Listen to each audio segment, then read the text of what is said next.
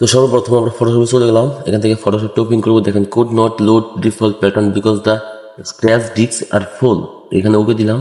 ওকে দেওয়ার পর আরেকটা মেসেজ আসছে, could not load default style because the scratch disk are full, okay দিলাম। আরেকটা মেসেজ আছে, এটা ওকে দিলাম। ওকে দিলাম আমি। ওকে দেওয়ার পরে হচ্ছে যে এটা ওকে দিব। ওকে দেওয়ার পরে হচ্ছে আমার ওই ফটোশপটা ওপেন হচ্ছে না।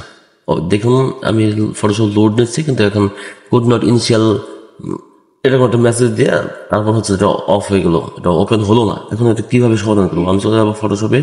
এখান থেকে হচ্ছে যে যতগুলো ফাইল আছে আমি যে কাজগুলো করছি পূর্বে, এগুলো সব হচ্ছে রিমুভ ফ্রম লিস্ট, এই লিস্ট থেকে এগুলো সব রিমুভ করে দেবো। ধাপে ধাপে স্টেপ বাই স্টেপ এগুলো সবই রিমুভ করে দেবো। মানে আমার যে গার্বেজ ফাইলগুলি গেছিলো এগুলো সবই রিমুভ করে দেবো।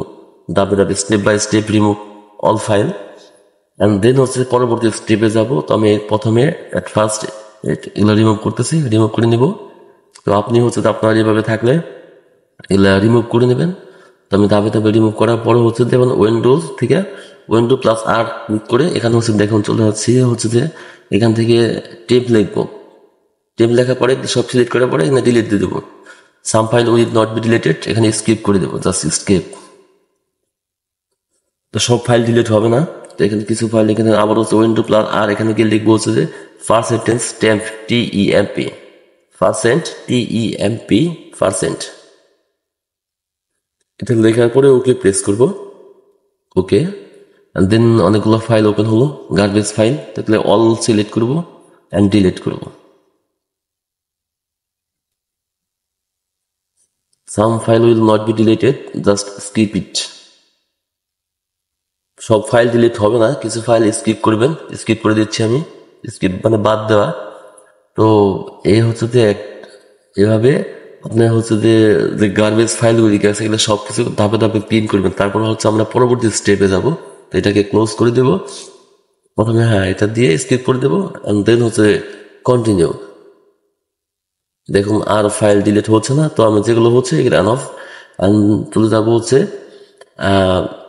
আবার উইন্ডো প্লাস আর, উইন্ডো কি এখানে রিসেন্ট লিখবো, রিসেন্ট লিখে অ্যান্ড দেন হচ্ছে select all and delete and then close it, close করে দেবো। এখানে রিফ্রেশ করবো, আবার চলে যাবো হচ্ছে সি ড্রাইভে। এখান থেকে হচ্ছে দেখুন সি ড্রাইভ চলে যেতে পারেন, অথবা ডিস পিসি থেকে অথবা মাই কম্পিউটার থেকে সি ড্রাইভে চলে যাবেন। দেখুন হচ্ছে এখানে সি ড্রাইভে আমার যে স্পেসটা, ঠিক আছে, ফ্রি স্পেস 5.6, এখানে প্রপার্টিস চলে যাবো সি ড্রাইভ থেকে প্রপার্টিস অ্যান্ড দেন হচ্ছে দেখুন আমার টোটাল স্পেস কতটুকু ফ্রি আছে দেখাচ্ছে। এখানে থেকে disk clean up, disk clean আপে এটা ক্লিক করবো, ক্লিক হিয়ার অ্যান্ড দেন হচ্ছে এই অপশনটা চলে আসবে, অ্যানাদার অপশন। এখান থেকে হচ্ছে দেখেন যে এইগুলি কাছে এখান থেকে ওকে দেবো, ওকে দিয়ে দেবো। এখানে হচ্ছে যে ডিলিট ফাইলস, ওকে দেওয়ার পরে ডিলিট ফাইলস এর অপশন ডিলিট করে দেবো। আমার যে টেম্পোরারি যে ফাইলগুলি আছে অবাঞ্ছিত এগুলো সব গার্বেজ ফাইলগুলি ক্লিন আপ করে দেবো, ডিলিট করে দেবো।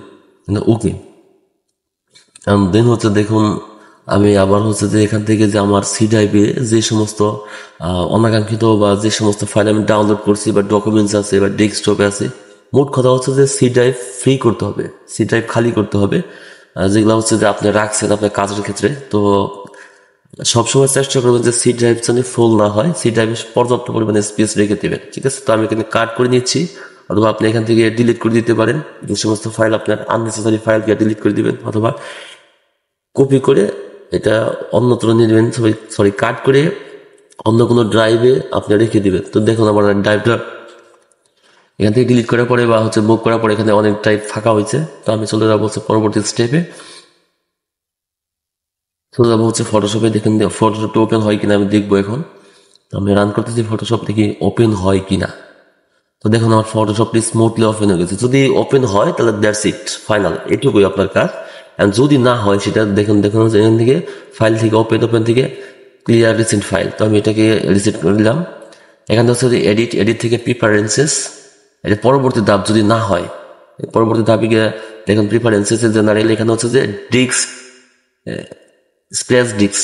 তো স্ক্র্যাচ ডিস্কে ক্লিক করার পরে এখান থেকে হচ্ছে দেখুন স্ক্র্যাচ ডিস্ক, এই ডিস্ক থেকে যে আপনার সি ড্রাইভ উল্লেখ আছে এখানে যে অপশনগুলি জেনারেলের নিচে স্ক্র্যাচ ডিস্ক।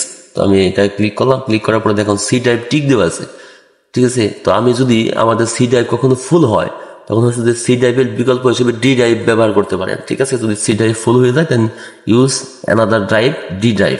তো আমি এটাকে ডি ড্রাইভ এটা টিক দিয়ে ওকে দিয়ে দিব। অবশ্যই ডি ড্রাইভের অন্য তো ব্যবহার করবো না, শুধুমাত্র D drive, only D drive. And then হচ্ছে এটাকে আমি হয় কিনা ওপেন করলাম, এখান থেকে একটা ফাইল দিলাম। তখন এখন দেখতে পাচ্ছেন যে আমার ফাইলটা ওপেন হচ্ছে। তো হোপফুলি যে এই স্টেপটা লাগবে না, এটা যদি সর্বশেষ কাজ না করে দেন এটা, তো আশা করি উপকৃত হবে। সাথে থাকার জন্য ধন্যবাদ।